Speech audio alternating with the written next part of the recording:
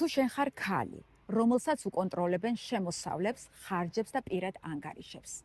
ეს ეკონომიკური ძალადობაა, რაც დანაშაულია. ეკონომიკური ძალადობა არის ძალადობის ის ფორმა, რომელიც არ ტოვებს სილურჯეებს, თუმცა თავს აკარგვინებს დამოუკიდებლობას. ის სრულად დამოკიდებული ხდება მოძალადეზე. თუ შენ გიკრძალავენ მუშაობას და გეუბნებია, რომ სამსახური არ გჭირდება, თუ შენ სახელზე იღებენ დიდ ვალს შენი თანხმობის გარეშე, თუ გიკრძალავენ სწავლას და გეუბნებიან, რომ არ უნდა გააგრძელოს სწავლა, თუ გიკონტროლებენ ყველა დახარჯულ ლარს, იცოდე, რომ ეს დანაშაულია. თუ ამის მოსმენის შემდეგ შენი თავი ამოიცანი, ან სწუხარ, რომ ეს შენ გეხება, მაშინ მოგუმართე საფარს.